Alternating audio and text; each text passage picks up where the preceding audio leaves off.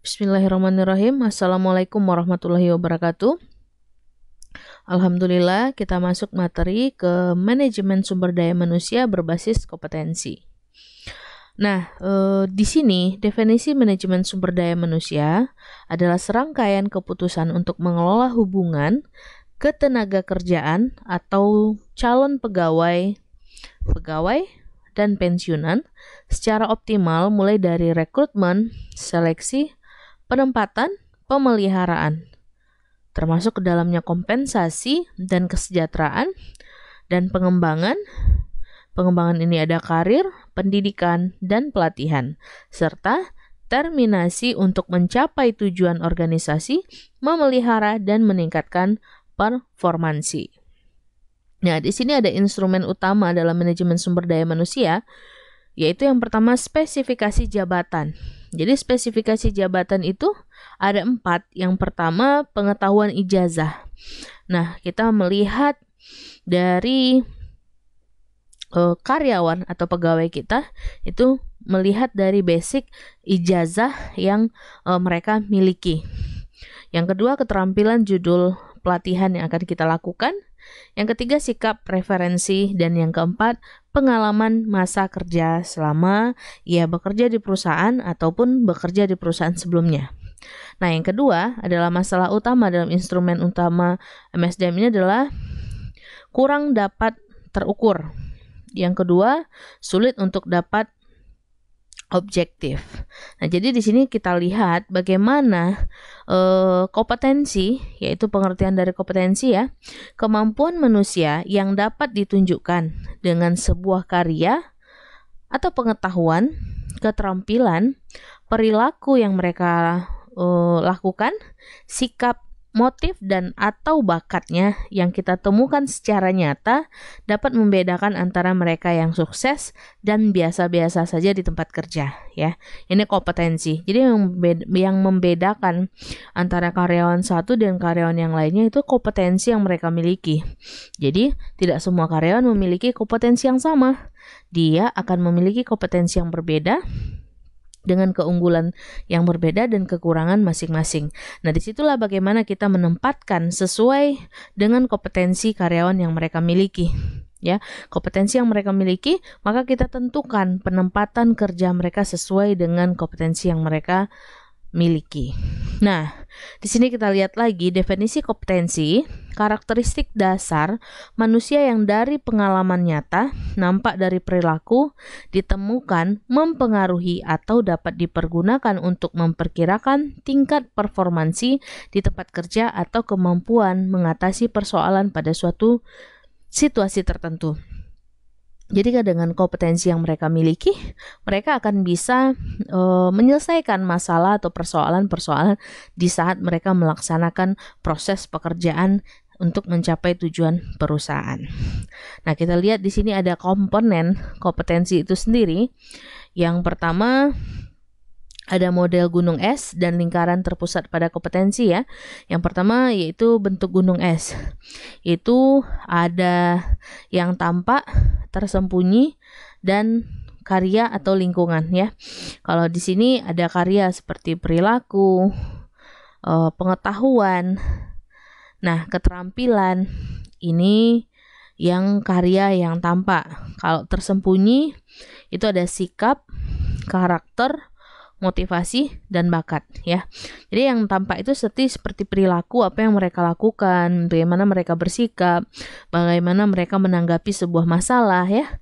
Terus pengetahuan, apa yang mereka ambil dari sebuah keputusan itu dari pengalaman-pengalaman yang mereka pernah jalankan. Yang ketiga, keterampilan yang mereka miliki untuk menyelesaikan sebuah masalah. Nah, yang tersembunyi apa saja tadi? Sikap. Sikap dalam menanggapi ya, karakter itu kan terkadang kita tidak tahu nih karakternya seperti apa, tapi ketika dia mengambil sebuah keputusan, karakter seseorang itu akan terlihat. Nah, motivasi mereka dalam bekerja itu bagaimana, atau motivasi mereka menyelesaikan sebuah permasalahan itu bagaimana, dan bakat yang mereka miliki. Nah, ini berhubungan dengan lingkungan. Nah, untuk yang kedua adalah lingkaran terpusat pada kompetensi ya. Jadi semua terpusat pada bagaimana kompetensi ini mereka miliki, yaitu tadi ada sikap perilaku berhubungan dengan kompetensi yang mereka miliki sebelumnya. Nah, jenis kompetensi dan profesi itu ada beberapa. Yang pertama seperti karya. Kalau kita lihat dari contoh ya, ini jenis kompetensinya itu karya seorang artis gitu ya. Terus pengetahuan konsultan seperti juru taksir, terus keterampilan pilot atau pilot, tukang las, perilaku kasir, operator telepon, sikap penerima tamu, motif sales atau seorang sales, bagaimana nih cara mereka melakukan marketing yang baik itu bagaimana. Terus yang berikutnya adalah bakat tester. Nah, itu contoh dari kompetensi dari sebuah profesi. Nah, metode identifikasi kompetensi itu ada profesional rata-rata 1, 3, 2, 3, 6, 3 ya. Ini metode identifikasi untuk sebuah kompetensi. Nah, dimensi kompetensi itu ada simbolnya juga. Untuk profesional sukses itu ada juga angka perhitungannya. Nah, dari klasifikasi kompetensi umum itu ada soft atau generic competence, 20 kompetensi umum model Spencer, 7 jenis kecerdasan Thomas Armstrong. Terus kompetensi bidang itu hard competence. Kalau yang soft itu ya berhubungan dengan sikap, perilaku, keterampilan ya. Terus untuk kompetensi bidang itu hard competence, itu termasuk keterampilan bidang pendidikan dan kewenangan profesi. Nah, di sini definisi dari manajemen sumber daya manusia berbasis kompetensi ya, serangkaian keputusan yang kita lakukan untuk mengelola hubungan tenaga kerja secara optimal, mulai dari kita melakukan rekrutmen, seleksi, penempatan, pemeliharaan, dan pengembangan karyawan, serta terminasi dengan memanfaatkan informasi kebutuhan kompetensi, jabatan, dan tingkat kompetensi. Nah, individu secara terintegrasi untuk mencapai tujuan dari sebuah organisasi. Jadi di sini secara singkatnya kita bisa memahami bagaimana memanage sumber daya manusia secara optimal, mulai dari kita menentukan siapa yang akan kita rekrut, bagaimana kita menyeleksi, menempatkannya sesuai dengan kompetensi yang mereka miliki untuk bisa memanfaatkan kompetensi itu di jabatan yang kita tentukan, dan tingkat kompetensi individu itu terukur sesuai dengan tujuan dari organisasi. Nah, ini kita lihat dari struktur organisasi ya, aspirasi pegawai. Jadi di dalam sebuah organisasi memiliki visi, misi, bisnis, dan strategi, serta nilai budaya yang harus kita jalankan dalam sebuah organisasi untuk mencapai tujuan dari organisasi. Nah, di sini ada kompetensi organisasi secara soft dan hard, dan bagaimana cara kita bisa mewujudkan strategi bisnis yang bernilai dan berbudaya yang dilakukan oleh pegawai atau karyawan dalam sebuah organisasi atau perusahaan. Nah, komponen utama manajemen sumber daya manusia berbasis kompetensi ini, rumusan kamus kompetensi organisasi, kebijakan organisasi untuk MSDM, fungsi-fungsi MSDM berbasis kompetensi, kebutuhan kompetensi jabatan dan pengukuran kompetensi pegawai, dan sistem informasi MSDM berbasis kompetensi. Jadi untuk terukurnya sebuah kompetensi yang ada dalam sumber daya manusia, itu kita membutuhkan sistem informasi untuk menyimpan data, mulai dari kita melakukan tadi rekrutmen ya, terus seleksi, penempatan ya, data-data dari seorang karyawan itu kita wajib memiliki sistem informasi. Jadi kita nggak mengulang-ulang kembali untuk mencari data, mengumpulkan data ya. Nggak selalu kita butuhkan, kita kumpulkan. Selalu kita butuhkan, kita kumpulkan. Yang harus kita lakukan adalah dari awal, semenjak kita merekrut, sampai saat ini dia bekerja, itu data-datanya sudah harus tersimpan di sistem informasi. Jadi ketika kita akan menarik sebuah data untuk menentukan bagaimana kita memanage sumber daya manusia ini yang berbasis kompetensi, nah itu sudah terrecord. Kompetensi apa yang mereka miliki, Pelatihan apa yang sudah mereka ikuti? Apa saja yang mereka sudah pernah lakukan? Bagaimana pengalaman mereka? Apa saja pengalaman sebelum-sebelumnya yang mereka miliki? Itu sudah ada tersimpan di sistem informasi. Jadi kita gampang untuk menarik data agar kita mengetahui bagaimana kompetensi yang dimiliki oleh seorang karyawan di sebuah organisasi. Nah, ini sangat penting. Dan ini harus disadari oleh sebuah organisasi bahwa teknologi itu bukannya menyusahkan tapi membantu kita untuk mempermudah kita bekerja, ya. Jadi nggak secara manual minta terus datanya, data yang diperlukan diminta lagi. Nah, itu kan jadi tidak terrecord. Nah, kamus kompetensi organisasi, di sini ada visi dan misi ya, dalam sebuah perusahaan yang harus kita capai, yang itu strategi, tujuan, dan program bisnis itu harus jelas. Dan nilai, budaya, perilaku, kebiasaan dalam sebuah organisasi juga harus sinkron untuk mereka bisa menspesifikasi bagaimana kompetensi yang wajib dimiliki oleh seorang karyawan di sebuah organisasi. Jadi setiap organisasi itu beda-beda kompetensi yang harus mereka kuasai, tergantung dengan spesifikasi yang dibutuhkan oleh sebuah organisasi tersebut. Nah, berikutnya kebijakan organisasi ya. Apakah nih posisi atau tenaga kerja sebagai salah satu aset atau sumber daya atau faktor usaha? Nah, kita harus jawab dulu sesuai dengan perusahaan kita. Ya sebenarnya kalau semua perusahaan atau organisasi itu pasti harusnya mereka menganggap tenaga kerja ini adalah aset yang harus dijaga, sumber daya yang harus dijaga dan bisa dikembangkan di perusahaan tersebut untuk mencapai tujuan perusahaan. Yang kedua, apakah tujuan individu individu ini ya sejalan dengan tujuan organisasi. Jadi jangan ada dalam sebuah perusahaan mereka memiliki tujuan masing-masing gitu. Padahal mereka harus sesuai dengan tadi apa adanya strategi tujuan bisnis yang harus dicapai. Maka mereka harus mengikuti aturan-aturan perusahaan sesuai dengan nilai, budaya, perilaku, kebiasaan dalam sebuah organisasi itu harus dia sesuaikan dengan tujuan perusahaan. Yang ketiga, apakah kompetensi organisasi dan kompetensi individu mendapatkan prioritas atau perhatian yang tinggi dari pimpinan? Jadi pimpinan harus mengerti kompetensi apa yang dibutuhkan di organisasi ini.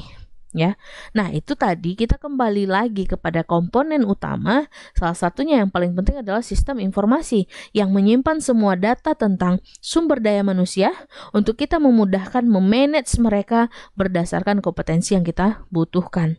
Jadi kompetensi itu tidak bisa saja semerta-merta kita hanya bertanya, tapi kita harus melihat dari mulai ijazahnya, apa yang mereka kuasai, bagaimana pengalaman mereka, itu yang kita harus perhatikan agar pimpinan bisa mengambil keputusan.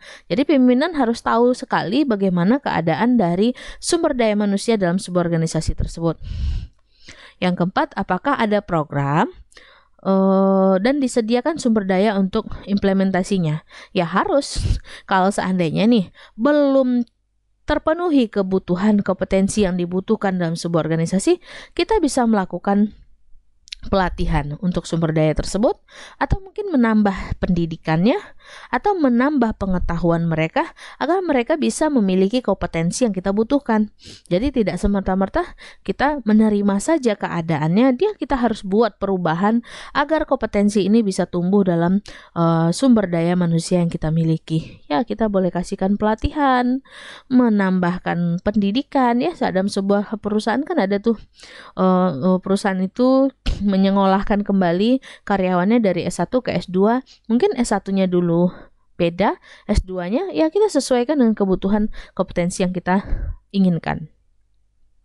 Nah, aplikasi MSDM berbasis kompetensi ini kita merujuk kepada spesifikasi jabatan. Jadi spesifikasi jabatan ini jabatan ini siapa yang kita butuhkan. Terus jalur karirnya untuk jabatan itu juga harus jelas ya. Terus yang ketiga, pelatihan tadi yang kita lakukan untuk bisa mencapai penjenjangan sesuai dengan kompetensi yang dibutuhkan dalam sebuah jabatan. Terus standar prestasinya bagaimana? Gaji juga harus kita perhatikan. Jadi seseorang yang memiliki kompetensi yang lebih dengan karyawan yang memiliki kompetensi yang sederhana atau biasa, yaitu kita bisa bedakan dari tunjangan yang mereka dapatkan, ya. Mungkin gaji pokok sama, tapi tunjangan-tunjangan tertentu memang dengan spesifikasi pekerjaan tertentu itu kita bisa bedakan dari yang mereka dapatkan. Terus untuk rekrutmen juga ya, kita perhatikan lagi. Mungkin dulu kita merekrut karyawan yang penting dia punya ijazah, terus dia mau belajar, terus kita akan mengajari dia sesuai dengan job desk-nya. Nggak begitu lagi.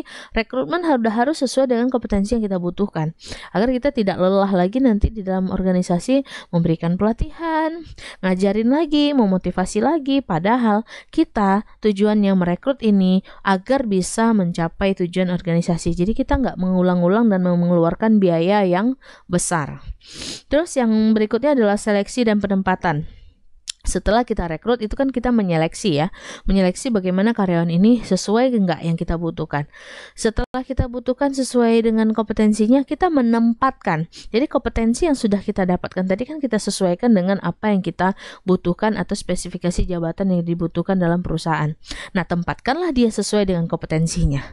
Jangan salah. Karena kenapa? Kompetensi yang lebih apabila diletakkan di tempat yang tidak tepat, dia tidak akan bisa memberikan secara maksimal pekerjaan yang kita inginkan. Jadi sesuaikan kompetensi mereka dengan spesifikasi jabatan. Terus kebutuhan pelatihan di individu juga itu penting sekali tadi ya. Mungkin kita bisa mengirimkan mereka ke pelatihan tertentu, atau kita melakukan pelatihan itu di tempat perusahaan kita untuk beberapa orang atau beberapa kelompok divisi agar mereka memiliki kompetensi tersebut. Terus penilaian prestasi ini juga penting, karena kalau kita tidak menilai prestasi karyawan, mereka tidak akan punya motivasi yang tinggi untuk mengejar, yaitu seperti ini kejar target ya, kejar target kerja. Kalau mereka bisa menyelesaikan dengan baik, ya mereka kita boleh kasih penilaian prestasi.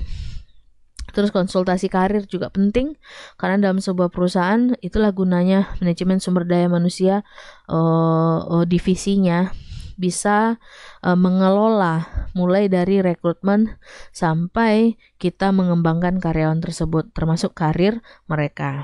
Nah, di sini ada pengukuran kompetensi ya, referensinya dari profesional, psikotes, wawancara, penilaian, kuesioner, dan biodata yang mereka miliki.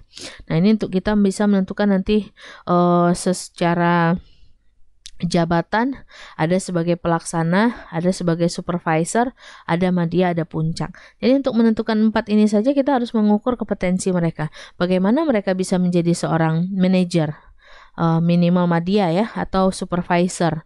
Sedangkan mereka belum tahu bagaimana cara mengelola bawahan. Nah, bawahan ini kan pelaksana gitu ya. Itu harus ada pengukuran kompetensinya. Nah, ini proses assessment center, yaitu nomination, paper pencil test, in basket simulation, terus role play, interview, dan report disposition. Untuk sistem MSDM berbasis kompetensi yang terpadu ini juga kita akan melihat yang pertama informasi itu ada jabatan kompetensi yang dibutuhkan ya, individu kompetensi yang dimiliki. Jadi antara dua ini tidak bisa dipisahkan. Kita butuhnya siapa dan yang ada di dalam perusahaan kita itu apa. Nah, itu gampangnya. Jadi jabatan, kompetensi yang dibutuhkan, dan kompetensi yang dimiliki. Nah, untuk menjalankan ini informasinya kita bisa melakukan tadi mulai dari kita seleksi ya, terus evaluasi dan job desk design, jalur karir, perencanaan sukses, rekrutmen, kompensasi, performance, pelatihan, dan pengembangan. Ini jadi satu untuk bisa mewujudkan kompetensi yang dibutuhkan dan menentukan kompetensi yang dimiliki bisa mengisi kompetensi yang dibutuhkan. Oke, jadi untuk itu berarti sangat penting sekali dalam sebuah organisasi, yaitu karyawan yang memiliki kompetensi. Berarti sebuah kompetensi ini kita cari dari semenjak kita merekrut karyawan agar kita lebih mudah dalam proses penentuan penempatan karyawan sesuai dengan kompetensi yang mereka miliki dan yang kita butuhkan. Oke, terima kasih.